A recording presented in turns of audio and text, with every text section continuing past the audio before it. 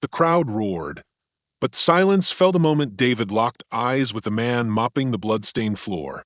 "Get him in the ring," the trainer barked, a smirk twisting across his face. The janitor froze, his hands trembling on the mop handle. "You heard me," the trainer jeered, shoving him toward the cage. Gasps rippled through the audience, half amused, half horrified.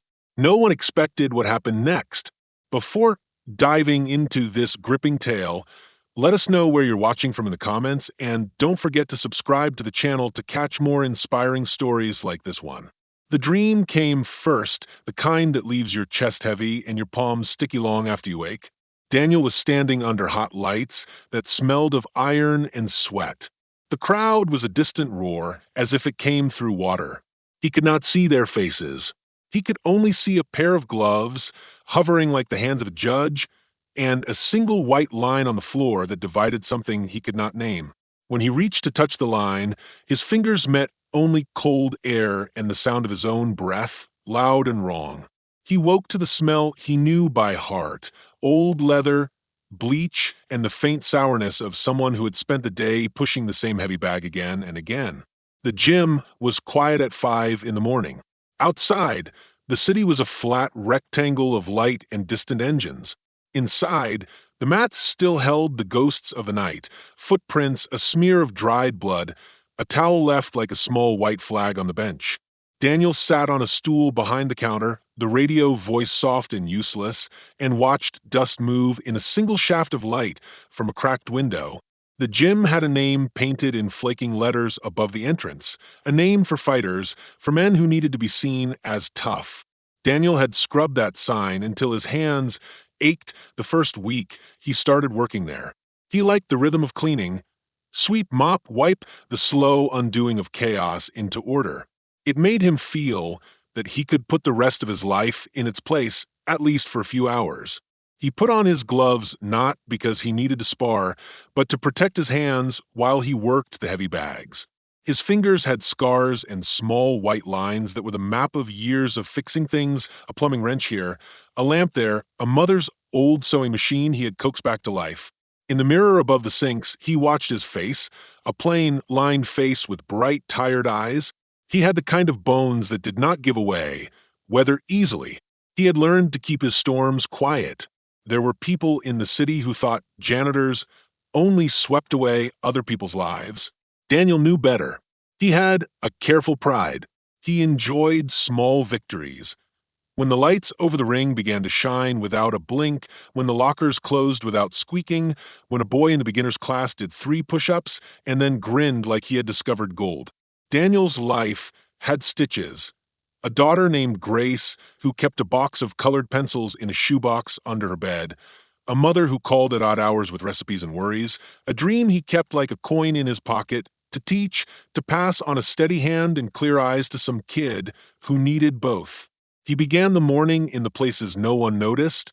He wiped the rims of the ring that smelled of sweat and adrenaline, humming a broken tune. The gym was an island of light in a block of warehouses. Neon signs flickered across the street, and a steam vent hissed like the breath of some great beast. Daniel moved between the heavy bags, the treadmill that coughed, and the row of lockers like a man who knew every secret place in a house. He stopped sometimes to watch the ring. It looked like a small, cruel world. Ropes braided and taut, the canvas pale with the memory of other people's fights. The trainer, Mark, arrived later. Mark moved like someone who had been sharp and polished until something wore him down to an edge. He had a jaw that could cut, a laugh like gravel, and a way of placing himself at the room's center so that the light clung to him. He wore a black hoodie, even when it was hot, and spoke in short orders that the fighters accepted the way a storm is accepted. Mark was good at making people feel small and useful at the same time. He ran the gym and the fights and the deals that mattered to him. Friends called him a coach. Others whispered another name at night. Daniel had watched Mark for a long time. There was a sergeant's rhythm to him, a timing that made everyone listen, and something raw under the timing like a dark seam. When Mark clapped his hands, fighters moved as though pulled by ropes. When Mark smiled at someone, the world narrowed and brightened for a moment. Daniel had learned to meet that smile with a nod and a sweep of the broom. He could not afford more. He kept his gaze level and his body low. It was safer that way. Grace slept 2 rooms away in a small apartment above a shuttered bakery. She was 8 and had a way of making miracles out of her crayons. Daniel had wrapped her in blankets the night her fever rose and had sat up with his hand on her forehead until dawn pulled the color back into her cheeks. Grace's laugh was a loud, bell-clear thing that could untie Daniel's sternest knots. She did not know the edges of their life, yet. She only knew the beat of a small home, the smell of soup on Sundays, the thick, steady kindness of her father. On his break, Daniel took an old photograph from his wallet, coffee-stained, the corner soft, and watched the faces in it. It was a picture of him in a gym long gone. His hair was shorter then, his shoulders fuller, and his smile sat easier across his face. There was an arm around someone he once trusted. He had once thought he could fight for a living. He had sparred with men who now held other names on their jackets. Somewhere between those fights and the broken promises that followed, he had become the man who fixed the mat and fixed the plumbing and tucked Grace in at night. The morning was filled with small work. Daniel repaired a locker hinge that had bitten 3 people that week. He replaced a strip light and caught his reflection in the metal, a man learning the time of his own patience. The fighters began to arrive, a quiet young woman whose knuckles were already raw, an old man who still pretended to dance on his toes, a boy with a jaw like a wrecking ball and an anxious grin. They came like pilgrims to a church with no stained glass, only the flush of bulbs and the smell of leather. As the day went on, a rumor drifted through the gym. Someone had mentioned a match tonight, a spectacle meant to bring eyes and money. The rumor had teeth, a challenge meant to humiliate, to make a show. Mark laughed when he heard it, a sound that did not reach his eyes. He told a joke that cut the room into smaller, louder pieces. The fighters watched him, eager for the hint of something to fight against. Daniel felt a thread tighten somewhere in his chest. He could sense the air change. The gym's rhythm shifted toward hunger. Daniel kept his hands busy and his face steady. He pushed the mop with slow, exact strokes, thinking of Grace and her shoebox of pencils. He thought of the way the ring's lights would shine tonight, bright as interrogation lamps. He thought of the dream he could not shake, the white line he could never cross without feeling that something in him would break or begin. The line in the dream waited like a question. When Mark stepped into the ring to rehearse a speech for the crowd, Daniel watched him from the corner where his mop bucket hissed. Mark's voice was the kind that could sell 1,000 promises. He paced the small square, the neatness of his steps a kind of practice. Daniel leaned against the ropes and listened. There was a note in Mark's words that wasn't all about the fight. It was about control, naming who would be up and who would be down, deciding who deserved light and who deserved dust. Daniel had kept that careful pride for years, but inside his ribs a different current ran, a pulse of old skill, of muscle memory he had not had reason to test. He'd learned to fall and get up with a kind of quiet dignity. He'd taken blows and given them back when needed.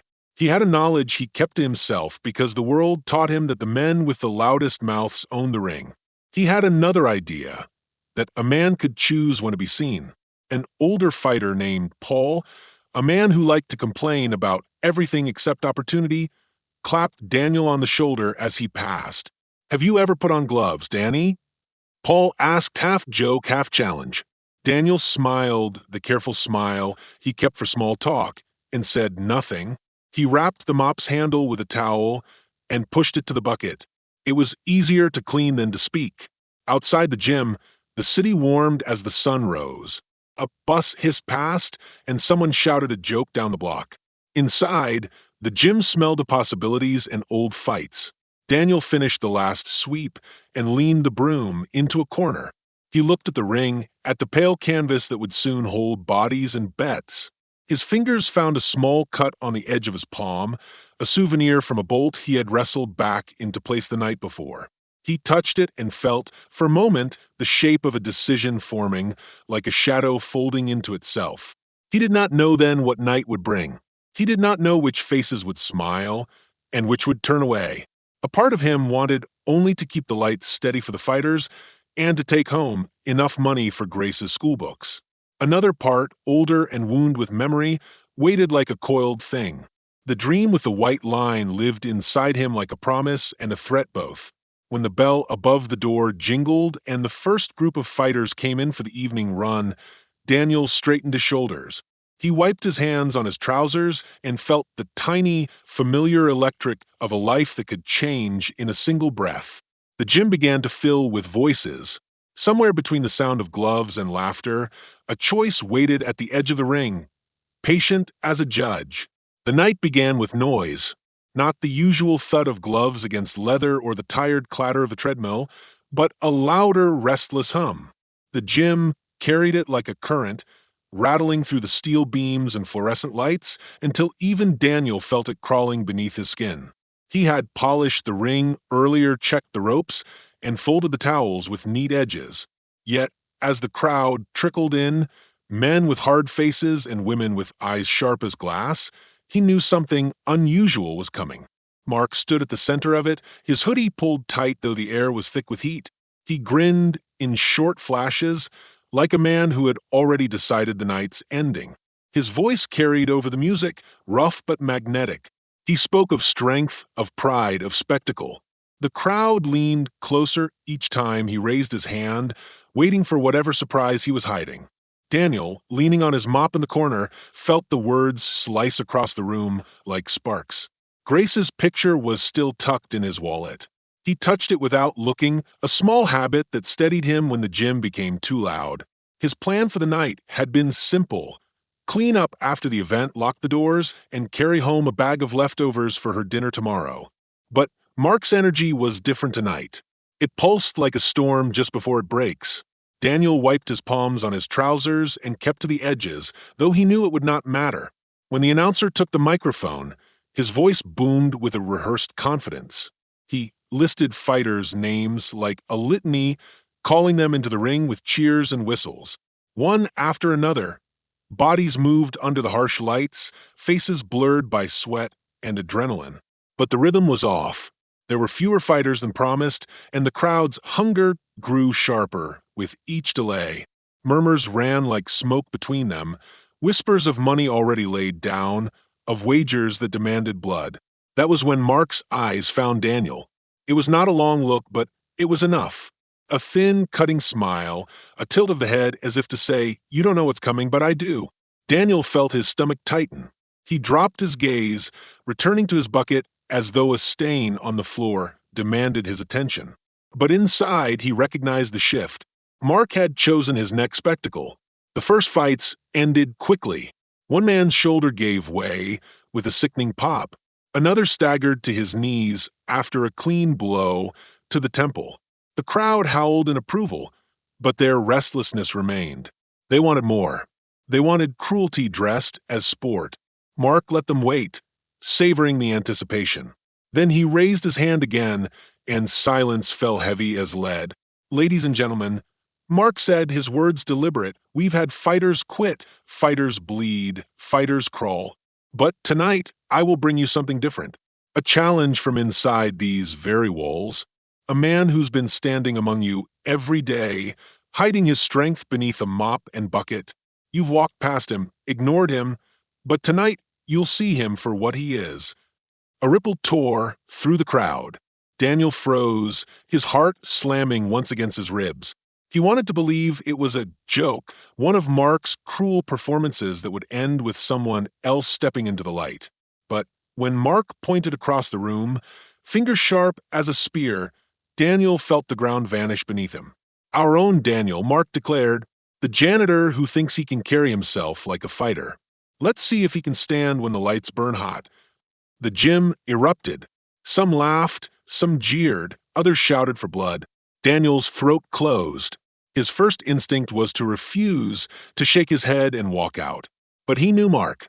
Refusal was not an option. In this place, under these eyes, turning away would be a humiliation far worse than bruises. He saw it in the trainer's grin. This was not just about a fight. This was about power, about stripping Daniel down in front of everyone. Daniel looked toward the exit. He imagined Grace at home, waiting for him with her crayons scattered across the table. He could walk away, keep himself safe, and let the crowd forget him. But he also knew the truth. If he walked, Mark would not let it end. There would be whispers tomorrow, laughter each time someone saw him sweep the floor. Grace's father would become a joke in a city that never forgot weakness. The announcer shouted his name again, dragging him forward like a rope around his neck. Hands shoved him toward the ring. He tried to steady his breathing, but the roar around him pressed in like 1,000 walls. Inside, the ropes gleamed with sweat. The canvas smelled of blood and rubber, sharp enough to sting his nose. He climbed through the ropes, his body trembling in ways he prayed no one could see. His opponent was already waiting. A young fighter named Chris, broad-shouldered and eager, with a cruel smirk that mirrored Mark's. Chris tapped his gloves together, eyes bright with the promise of an easy kill. Daniel remembered patching the boys' locker weeks ago, remembered the careless thank you that followed. Now those same hands curled into fists that would gladly tear him apart. Mark leaned on the ropes, his voice dripping false encouragement. "Show us what you've got, Danny. Don't be shy. The crowd's with you." But the crowd was not with him. They wanted a story. The weak man humiliated, the janitor crushed. Their laughter filled the air like smoke, bitter and choking. Daniel's hands curled into fists without meaning to. The years of silence, the hidden scars, the memory of his younger self training in rings like this, it all rose up inside him, pressing hard against his ribs. He was no stranger to the fight. He had simply buried it deep enough to survive. Chris swung first. A fast jab meant a test. Daniel's body reacted before his mind could. He stepped back, the punch slicing past his cheek by a breath. The crowd gasped. Some cheered, surprised that he had moved at all. Mark's grin faltered just slightly.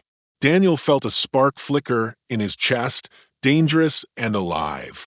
He wasn't ready to win. He wasn't even ready to fight. But the line from his dream, that white line he had never crossed, stretched out beneath his feet now. The ropes hummed around him, the lights blazed hot on his skin, and the crowd waited for him to break. What none of them knew, not Mark, not Chris, not even Daniel himself, was that tonight would not end the way they imagined. Something darker was coiled inside this moment, waiting to unspool. Betrayal had already taken its place in the shadows. Someone close was preparing to turn, and the choice Daniel would make in the next breath would set the fire that none of them could put out. He raised his hands. For the first time in years, Daniel let himself stand not as the janitor, but as the man he used to be, a fighter who knew how to take pain and give it back. The crowd roared, hungry and blind, as the first true strike of the night approached. Daniel's hands still smelled of sweat and floor cleaner as he climbed down from the ring. The locker room lights buzzed like tired bees. He sat on a bench with his gloves loose at his feet and felt the crowd's noise like a phantom vibration at the edges of his skin. He had not known he could move like that anymore, not with the softness life had given him, not with grace waiting for drawing paper and soup. A part of him, small and fierce, soared. Another part, the one that paid bills and fixed pipes, whispered that tonight had been a danger he did not need. Paul found him first. The older man had towels slung over his shoulder and a smell of liniment that never left him. "You surprised me, Danny," Paul said, voice rough as gravel but warm behind the words. He held out a hand that smelled of old sweat and something sweeter, respect. "You moved like a man who remembers." Daniel took the hand. For a long moment they sat and let the silence do the counting. Paul's eyes were kind in a way Daniel had not seen from many men here. He had a softness for people who had been knocked down and rose again. "You all right?" Paul asked, "You want to keep training?" Daniel thought of Grace at home, of the shoebox of pencils. He thought of Mark's smile and of how Mark had pointed at him like he was bait. "I'll be fine," he said, and the words were true, but only half. He meant he would be fine enough to pay the rent, to tuck Grace in, to keep the small things steady. He did not say he felt something pull at him now, a memory of sparring in gyms that smelled of linseed oil and sweat, of a man who once wanted to be more than a steady hand.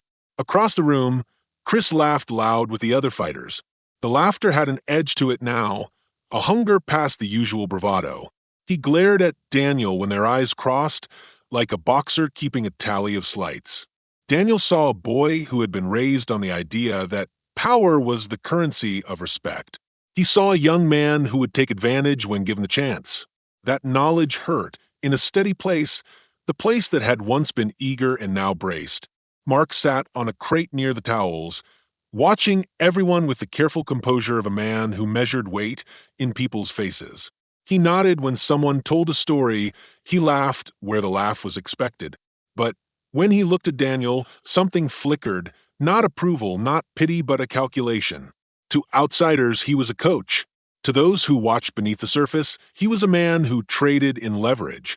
He needed people to be smaller than him. It kept his ledger balanced. Daniel had always known that, which was why he had kept his head low and his shoulders to work. Tonight's show had been a reminder that Mark's kindness could cut. Later, Daniel found a quiet corner and let his mind unspool. He listened to the rhythm of the gym, a skipping rope tick, laughter clipped, the soft padding of someone shadowboxing. In that quiet, he thought about Grace's laugh, about how she colored the sky pink when the real sky was gray, and he felt the old hunger again. He had become a man who repaired things, not a man who challenged them. But the way his body had moved in the ring suggested that the muscle memory had not died, it had waited. Waiting, he knew, could be dangerous. Waiting allowed other people to name you. A week passed, and the gym settled back into its usual orbit, but nothing was quite the same. People noticed the way Daniel moved, the way his shoulders set. Some fighters nodded to him now, a small respect that cost nothing but changed everything. Others watched him like a rival. Mark's tone toward him had become varnished and controlled. He congratulated Daniel in public, then in private leaned in with a quieter voice. "You did good," Mark said once, clapping Daniel on the back in a way that left a bruise. "But don't forget who runs the place." That phrase sat under Daniel's skin like a splinter. He had no wish to be the kind of man who needed to be in charge of others. He wanted to teach, to pass along a steady hand to someone who needed it. But power was a thing that made rules for how people could move, and Mark's rules were tight. At home, Grace asked questions she did not need words for. She wanted to know why her father smelled of sweat and why the lights in the kitchen flickered sometimes because the bulb was old. She wanted a pencil with a newer point.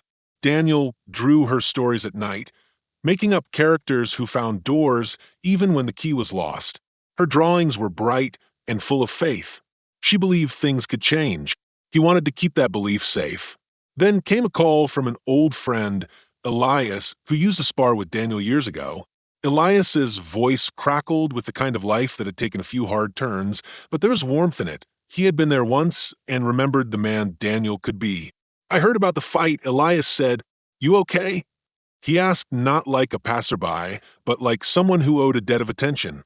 Daniel lied in the measured way he had learned, not the big lies, but the small ones that kept worry from multiplying. Elias's story carried a thread of trouble. He spoke of a promoter with promises, of rooms where deals were made and favors remembered.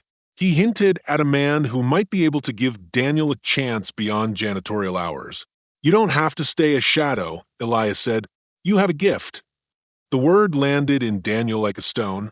At the gym, whispers gathered like storm clouds. There were people who wanted to sign Daniel up for a real fight, for a match out of town where the purse would be enough for a month or two. Fingers pointed, hands patted him on the shoulder. The attention was intoxicating and dangerous.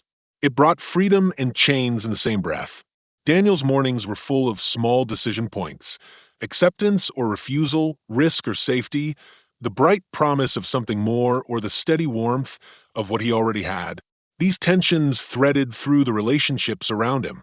Paul wanted to teach Daniel the patient, honest craft of the gym, discipline, hours, a life built one small muscle at a time. Elias wanted to throw open doors and light fires. He believed in the rush and the cash and the attention. Mark wanted to keep Daniel within sight, useful when needed and humiliated if daring to leave the script. Chris wanted to prove that his youth and aggression would not be overshadowed by a janitor's memory. Grace wanted her father safe and present, not a hero sculpted by applause. One evening after practice, Daniel and Paul sat with 2 cups of coffee no one else wanted. The steam curled up and then disappeared, as if the gym had consumed it. "You could take Elias's offer," Paul said softly. "You could fight outside. You could make money. But it could cost you. If you step into the light, people will see differently. Some will cheer. Some will hunt." Daniel listened. He pictured Mark's calculating smile and Elias's eager hand. He thought of Grace's crayons and the way she traced small hearts on her homework. "I don't know if I want the kind of life that takes more than I can give," he said. "I don't want to risk being gone when she needs me." Paul nodded and reached across the table to squeeze Daniel's hand. "Whatever you choose," Paul said, "choose it for the person you want to be when the lights are off." The choice hung between them, heavy and patient, and Daniel felt it like a tide pulling at his feet. Around him, relationships tightened into knots. Trust, always a careful currency here, was being counted and recalculated. Beneath the surface, motives shifted like cards on a table. Some hands were honest. Some were not.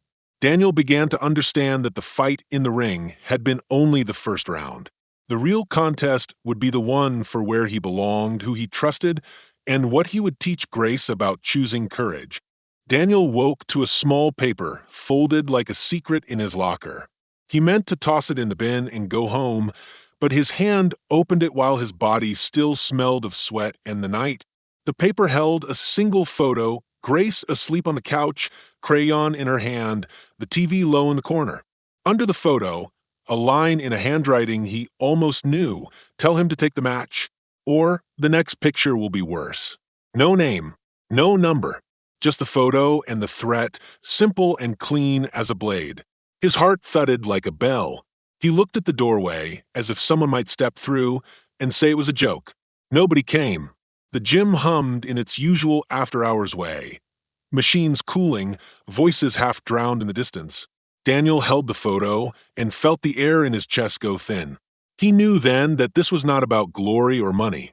It was about control. When Elias called later, his voice was bright, too bright, as if he had a secret he wanted to share. "They loved you, Danny," Elias said. "The promoter called. Bigger purse.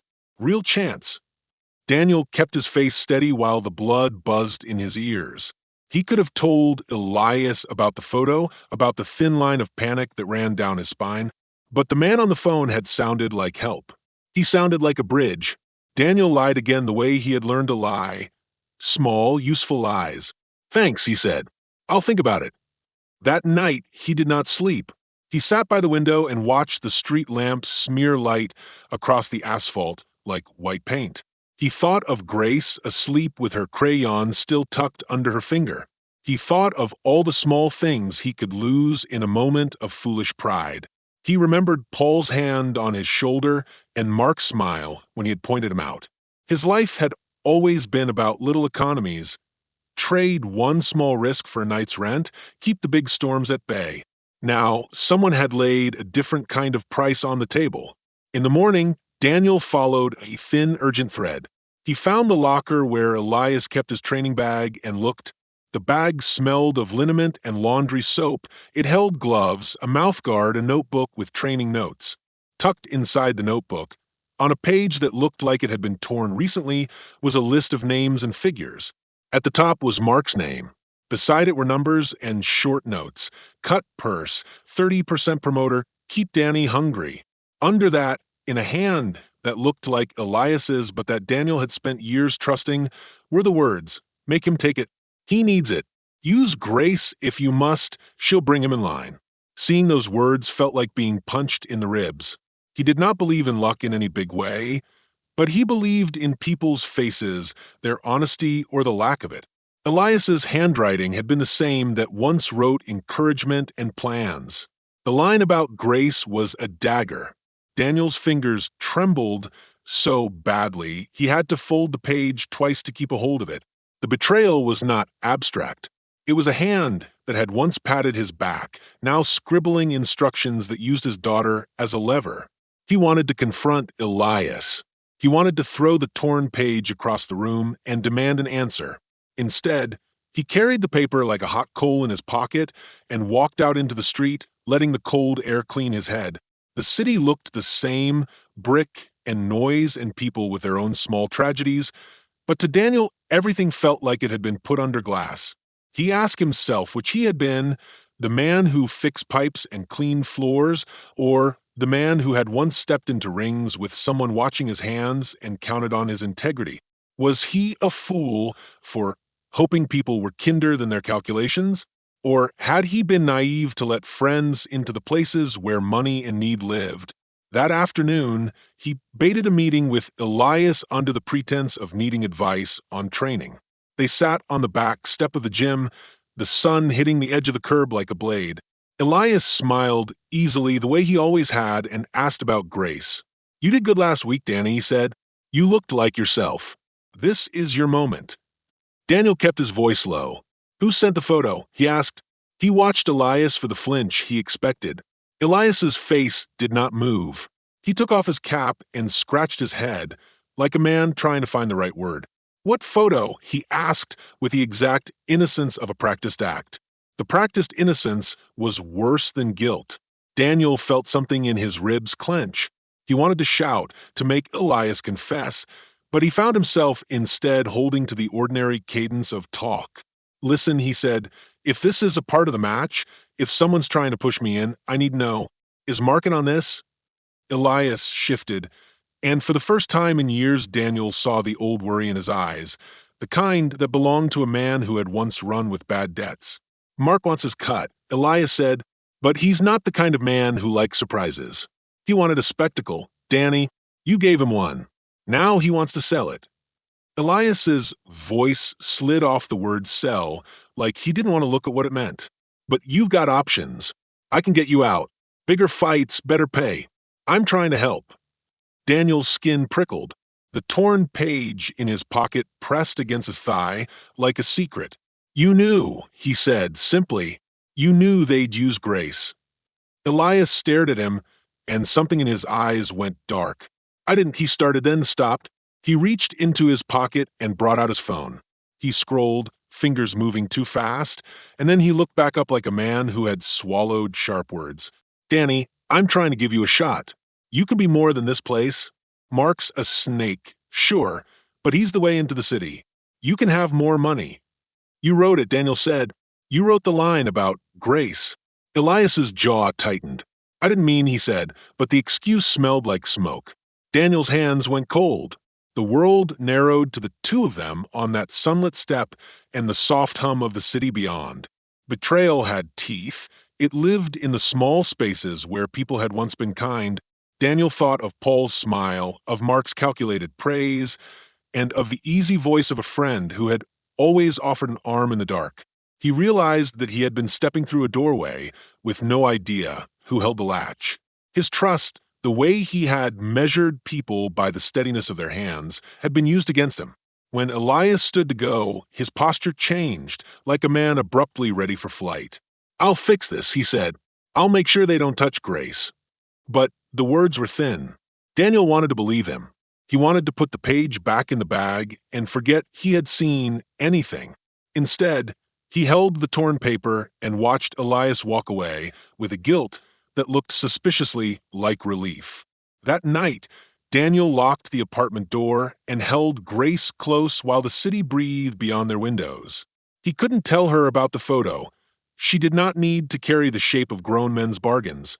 He stared at the wall and thought of all the things that could be taken: pride, safety, the right to decide when to step into light. A tremor of anger ran through him, sharp and bright. The betrayal had shifted something inside him. It had made the path forward into a maze with new traps. He understood now that the fight would not be only in the ring. It would be in the quiet work of choosing whom to trust, of deciding which small truths to hold and which to let go. The first twist had come. A friend who promised a ladder had been handing him a noose. The price was not only his body. It was the safety of a child's sleep. The days folded into a narrow, tight rhythm. Daniel woke before dawn, the kitchen light still a dull moon behind the curtains, and moved with the slow care of a man balancing too many small things. Every step had weight now. Every decision could tilt a scale. The torn page in his pocket warmed against his thigh, like a live thing he could neither show nor burn. He kept it hidden the way he kept other hard truths, folded, small, always near. At the gym, the air tasted different. Where there had been easy jokes and the steady sound of jumping ropes, there was now a sharpness that clung to the back of Daniel's mouth. Men he had swept past for years watched him like a story they were trying to finish. Some nodded with new respect, others measured him with thin, careless smiles. Chris avoided his gaze. Elias came by less, and when he did, his eyes skimmed over Daniel like someone who hoped nothing would stick. Mark moved closer to Daniel in the way predators close to corners. He praised him when the room offered a laugh. He touched his shoulder in front of the cameras with a hand that felt like a claim. "You did good for us," Mark told him once, his voice low, so only Daniel could hear. The words were a velvet trap. He meant them as ownership. Daniel kept his face calm and turned back to the mop. He had learned that when the man who controls the light speaks, the sound is meant to bend you. Whispers turned into plans. A promoter called with an accent that smelled of big apartments and small patience. "We can make this one right," the promoter said, voice smooth like olive oil. He mentioned televised matches and a number that sang like a promise. Enough to pay bills for months, to fix the roof, to buy Grace new shoes and more pencils than she could use. He insisted on one condition. Daniel had to appear in one more match, a high-profile fight where both the promoter and Mark would make money. He sounded kind. He sounded practical. He sounded like danger wrapped in velvet. Daniel took the call, with his thumb over the receiver, as if the warmth of his skin could keep the world steady. The number tempted a language of needs so familiar it hurt. Rent, medicine for his mother, school fees. He could see the list of things that could be solved with that single night. But the photograph and the note had not been a one-off.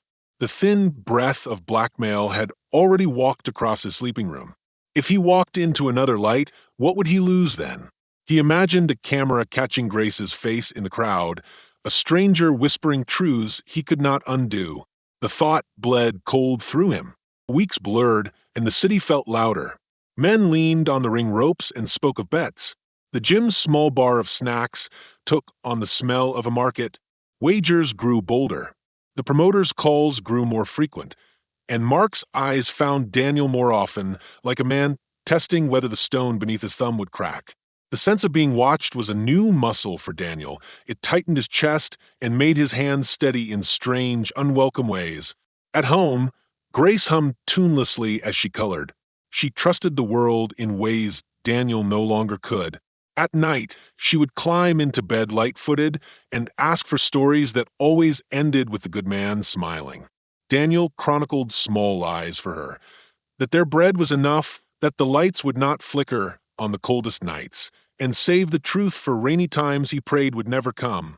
She noticed little changes, the way he checked the locks twice, the way his laugh stopped in the middle. She asked once, "Daddy, are you okay?"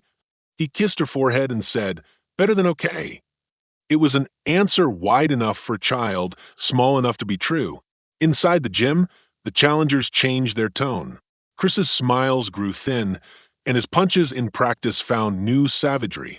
He shadowboxed with a rage that was not all about bruises. It was about proving a point. He wanted to mark territory, to make clear who could stand and who could be pushed into corners. Daniel thought of the locker he had fixed for Chris, of the careless thanks that had turned into cold attention. Small favors had a way of counting debts in ways that were easy to forget until the bill came due. Paul talked to Daniel in the quiet hours between classes, the two of them surrounded by the hum of the city that squeezed through the gym's windows. "You're not alone in this," Paul said, fingers curled around a mug that steamed into the late evening. "You're carrying a weight, Danny, but you gotta carry it like a man who knows why he holds it. Not because someone told you to." Daniel listened. Paul's lessons were like slow medicine. Trust that what is steady can be stronger than what is loud. Yet the world was noisier than steady. The promoter's voice in his head kept whispering trade-offs disguised as salvation. The torn page in his pocket shadowed every wind. The question burned. If he took the money, would he buy safety or sell it? A new threat arrived by note. This time it slipped under the apartment door, a thin envelope that smelled faintly of cigar smoke. Inside was a single line, "One more fight," or "We come for her."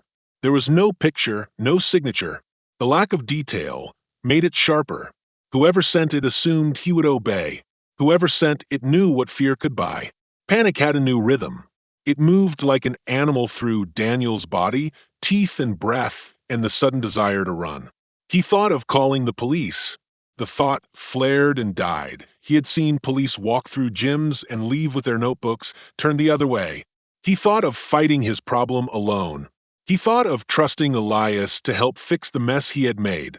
He thought of Mark and how the man's lips curved like a question mark when he promised help with a hand already out. His choices narrowed into three cold lights. Take the fight and hope the deal protected Grace.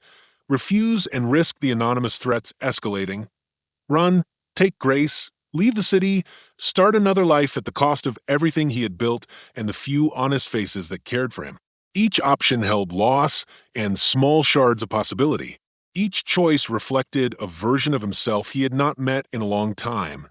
The father who would do anything to protect his child, the fighter who could not watch his life be bartered, the man who wanted a life free of bargains. Daniel began to sleep in shifts, waking to check the door, to listen for the city's sounds that might signal danger. He trained in the garage, at odd hours, shadows of his old routines bringing old strengths back, like muscle memory waking. He changed the locks and practiced how to speak in the small, flat voice that borrowed no heat. Yet the threats continued to seep like water through a bad roof, finding the places he had not noticed were weak. Tension tightened, not only around him, but inside the community. Fighters whispered about fairness and rigged matches. Rumors, said the promoter, wanted a spectacle that would set the gym on the map. Men who had once nodded now angled and smiled as if measuring where advantage might be found. The betrayal of Elias and the push of Mark planted seeds of distrust that grew thorny and small, leaving Daniel in a maze of half-truths.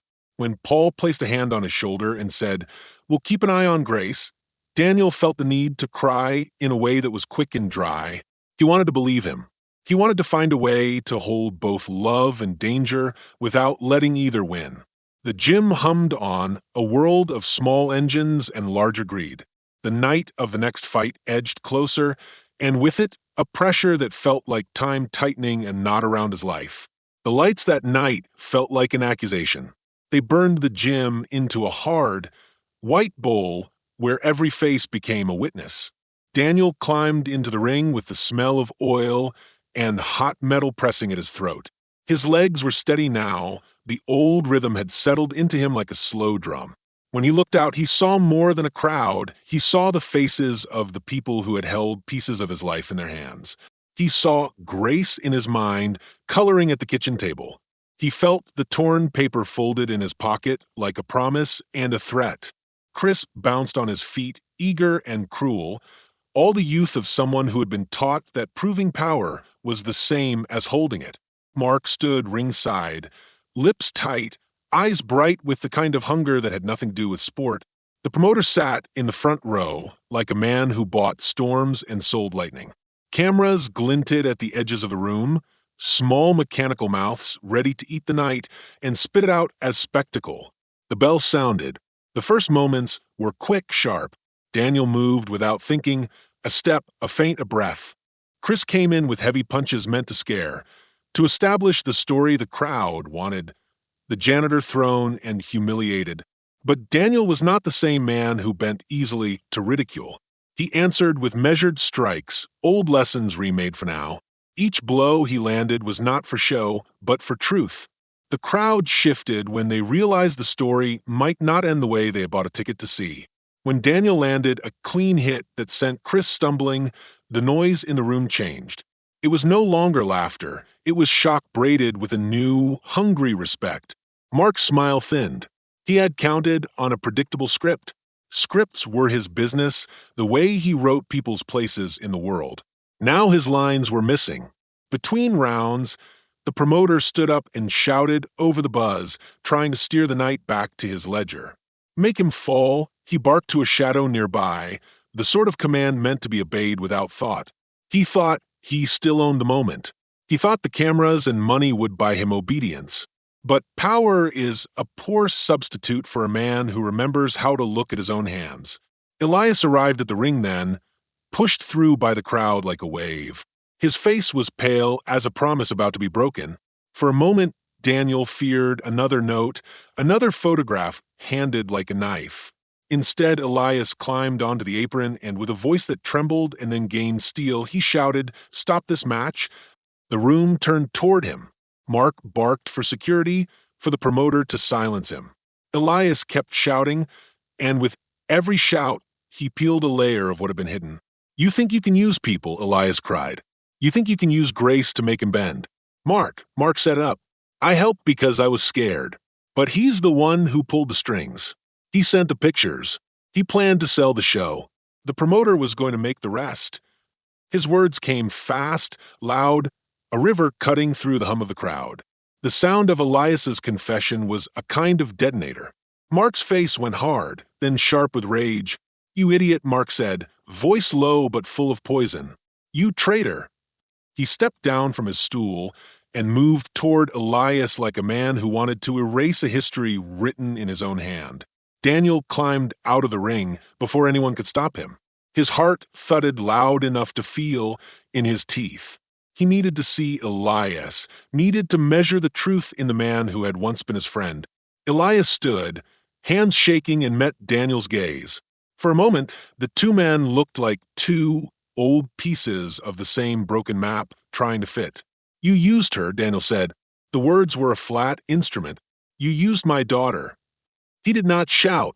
His voice was a blade wrapped in cloth. Elias swallowed. "I thought I could control it," he said. "I thought if I pushed I'd get you out. I wanted you to be more than this life. I thought it was the only way."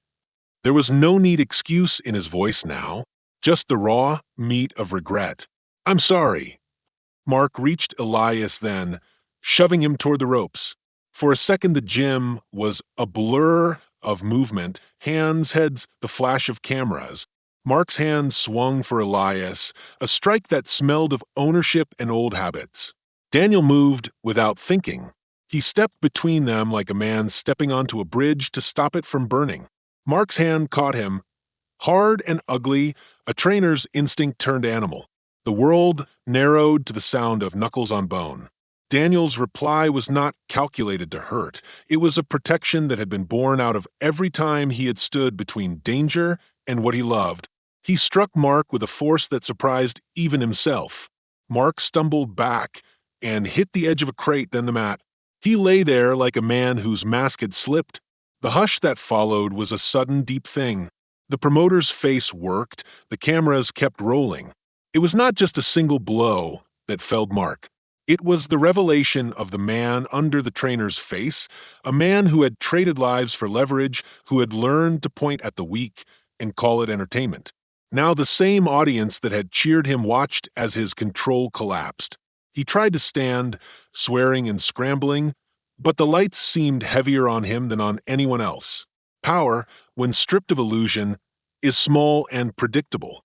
In the stunned quiet, Paul moved like the steady thing he was. He stepped up to Mark and pulled a small recorder from his pocket, a device Daniel had never seen him carry. He pressed play. The speaker caught breath and let out Mark's own voice, recorded earlier and crisp. "Make him take it." Mark's voice said, a cadence of orders, "Use his daughter if you have to." Hearing his own words played back like a confession, Mark's face crumpled. The promoter tried to deny it, to call it a forgery, but the room had already shifted. Chris, who had wanted the fight to be a spectacle of humiliation, looked like a boy who had been given a different book. Shame and fear mixed in his eyes. Elias stood with his head bowed, a man who had set a spark and then watched it become a blaze. He could not wholly control. The promoter reached for excuses, for lawyers, for threats, but the crowd had turned. People who had wanted a show now wanted the truth. They wanted Mark's ledger opened and counted. Someone in the crowd, a woman with a school bag and a tired jaw, stepped forward and called for the police. That sound was the small, honest thing the gym had been missing. someone refusing to trade human life for a spectacle. As the room filled with the slow motion of consequence, men who had thought themselves safe found themselves naked under the lights. Daniel looked out at the faces then. He saw fear and relief, anger, and a strange kind of forgiveness.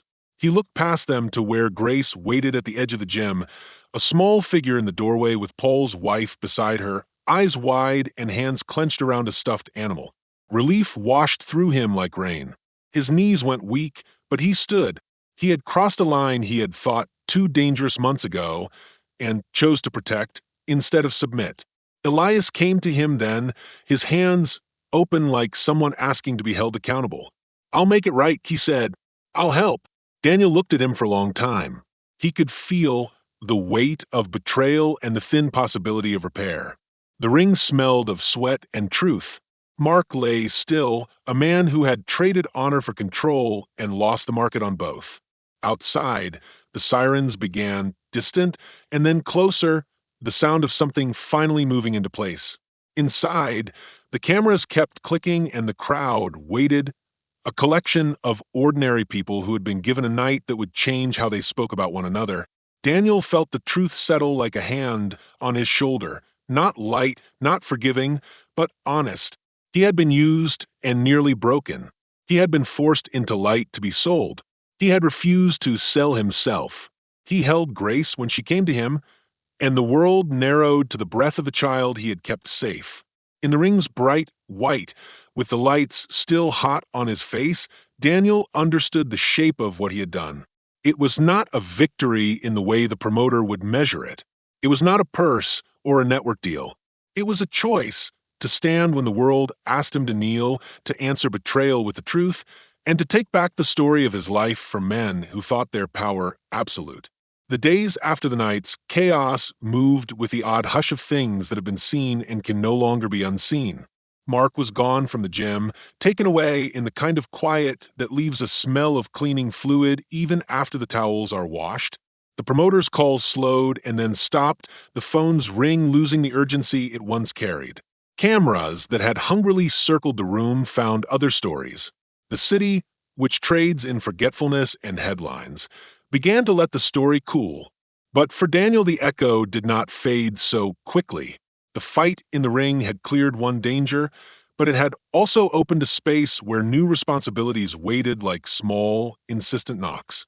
There were consequences. Mark's arrest, the promoter's unraveling, and the trainer's recorded voice meant more than punishment.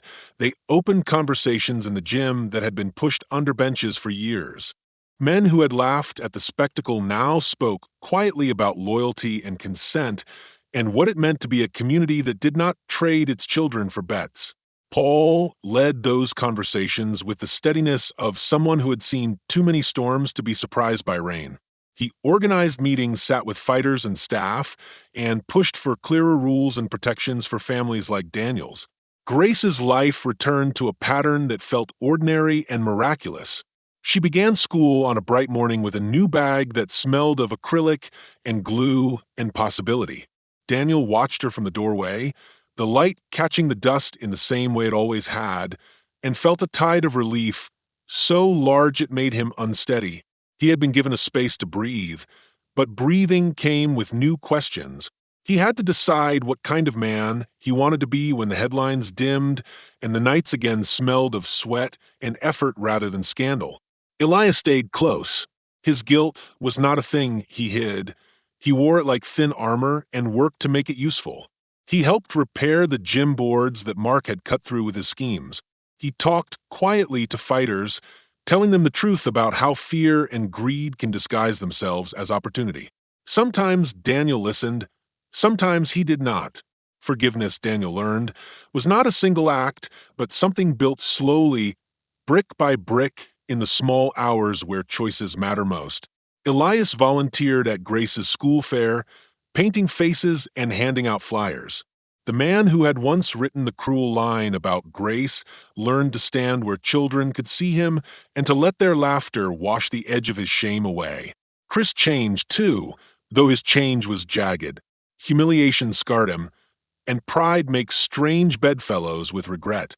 He came to Daniel one afternoon, hands empty, eyes clear in a way that surprised Daniel. "I was wrong," he said, the sentence small and honest. He wanted to train, truly train, not to perform cruelty.